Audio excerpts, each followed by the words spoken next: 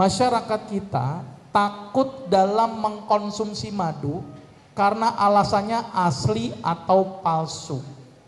Tapi masyarakat kita lebih senang mengkonsumsi yang palsu. Contoh, sirup. Jelas-jelas ada pengawet, ada pewarna, ada pemanis dari gula pasir, anggap. Itu jelas-jelas palsu, nggak ada yang komplain, coba. Kan aneh saya. Madu yang belum tentu palsu dan asli, komplainnya luar biasa. Ini propaganda. Ya, saya bilang sepalsu-palsu madu, saya bilang nih, sepalsu madu anggap deh, biar masyarakat minum madu pokoknya. Sepalsu-palsu madu itu lebih bagus daripada minum gula pasir. Udah. Kenapa? Karena gula pasir mengandung senyawa sulfit yang merusak pankreas. Tapi madu palsu kalau dibuat dari gula pasir dan gula Jawa tekor. Percaya sama saya pernah buat, masalahnya nggak masuk produksinya. Karena dia butuh modal beli gula pasir dan gula Jawa. Kenapa madu bisa lebih murah? Karena petani nggak modal. Cuma naruh bubuk lebah aja plak udah tertunggu 3 bulan panen. Maka itu bisa lebih murah harusnya. Karena nggak butuh modal apapun. Tapi kalau bikin dari gula pasir dan gula Jawa, dia modal duit dulu, tek beli, dibikin, nggak masuk harganya. Yang paling mungkin bikin madu palsu dari CMC, karboksimetil selulose, yang dipakai untuk menggumpalkan atau mengentalkan makanan. Jadi madu 1 botol, tambah air kurang lebih 5 botol, taruh CMC 1 gelas, jadi sama. Itu, dan CMC lebih aman daripada gula pasir. Nah, biar masyarakat minum madu dulu deh. Soalnya masyarakat kita yang palsu aja nggak diprotes. Madu palsu nggak jadi mendingan saya nggak minum madu daripada minum yang palsu. Ini propaganda. Saya juga nggak setuju tuh ada penyiaran-penyiaran yang palsu, tapi dia tidak punya menyorot perusahaan-perusahaan besar yang memproduksi bahan-bahan yang berbahaya. Kasihan banget itu. Islam jadi didiskreditkan tuh, dari madu jadi jauh masyarakat dengan madu, tapi dekat sama sirup. Ini mohon maaf yang jual sirup jangan tersinggung. Mohon maaf ini. Karena saya lagi agak karena ngeri pengawetnya. Pengawet, pewarna, pemanis buatannya.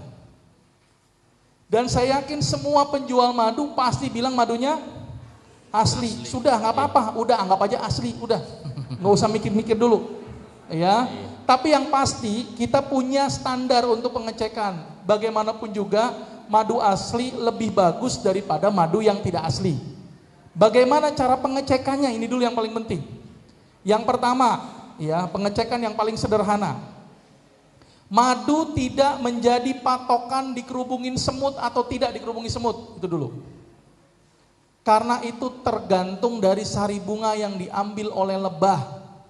Kalau lebahnya ngambil bunga sambiloto, saya yakin semut gak berani deket. Tapi kalau lebahnya ngambil bunga sepatu, pasti deket.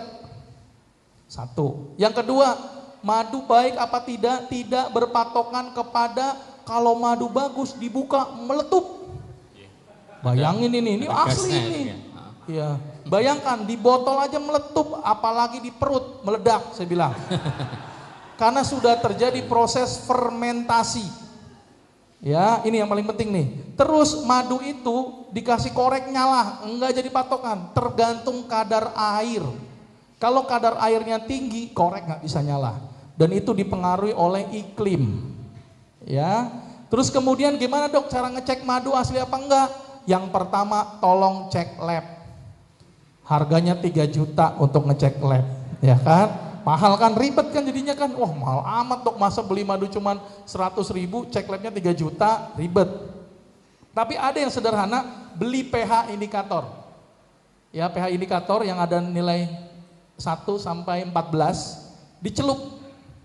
Kalau madu itu pH-nya berkisar antara 3 sampai 4. Ya, dia asam.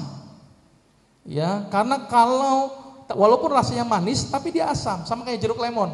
Walaupun rasanya asam tapi dia dicek pH-nya basah. Cek, 3 kali 4. Karena kalau gula pasir atau gula Jawa dicelup, itu pasti pH-nya 5, 6 atau 7. Itu cara yang paling 2. Oh dok, males dok, mahal amat sih dok, beli pH indikator memang mahal, 175.000 untuk satu inian. Ya tapi biar mantep. Ya. Ya, terus yang kedua, yang ketiga, ada nggak yang lebih sederhana lagi? Ada sebenarnya. Ya, tolong dicek uji tuang. Tuang dibandingkan dengan sirup. Ternyata kalau madu dituang dia utuh dari atas ke bawah. Pluk. Kenapa? Karena dia terikat dengan enzim yang namanya enzim diastase. Apa tuh enzim diastase? Enzim yang dihasilkan hanya dari lebah ketika lebah ngisep madu. Enzim diastase nggak bisa lebah itu diambil diperes gitu keluar enzim, nggak bisa. Sama dengan air liur. Air liur kita ini, enzim diastase itu sebenarnya air liurnya lebah sebenarnya, air kelenjar hipoparingeal. Sama hanya dengan manusia, dia bisa akan produksi air liur kalau dia makan. Dan maka itu salah satu pengecekan madu harus mengandung enzim diastase yang cukup. Jadi si lebah itu ngirup si madu, kemudian masuk ke lambung, namanya di kelenjar hipoparingeal, kemudian dimuntahkan lagi. Jadi sama saja minum madu sama dengan minum muntahannya lebah. Gitu ya, karena lebah sudah mengeluarkan di situ dan itu tergabung dengan enzim diastase. Dan itu mengikat. Maka itu kenapa kalau sirup dituang dia pedar. Tapi kalau madu dituang dia utuh, pluk. Dan satu lagi uji goyang. Ibu ya, jadi kalau digoyang di dalam sebuah cawan dengan air hangat, itu kemudian akan terbentuk gelombang atau struktur kayak heksagonal. Tapi kalau sirup coba dituang, nggak bisa dia. Karena tidak ada ikatan enzim diastasenya. Itu cara yang paling sederhana. Ada lagi nggak dok? Nggak perlu melakukan. Ya udah ngelihat aja ada nggak uji sertifikatnya. Ya kan, ada namanya sertifikat uji standar SNI atau enggak, dicek enzim diastasenya. Ya dok, kalau orangnya nggak bawa gimana lagi? Ya udah, orang ini dipercaya apa enggak? Selesai udah. Ya kan, karena ribet ini nanti.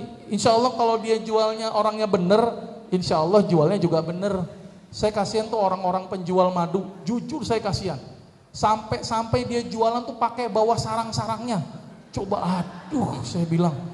Ini aja masih dibilang nih palsu apa enggak? Udah bawa sarang itu padahal.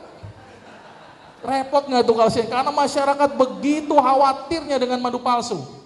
Begitu khawatirnya, padahal lebih aman daripada sirup. Kira-kira begitu Bu ya. Mudah-mudahan nggak usah takut minum madu.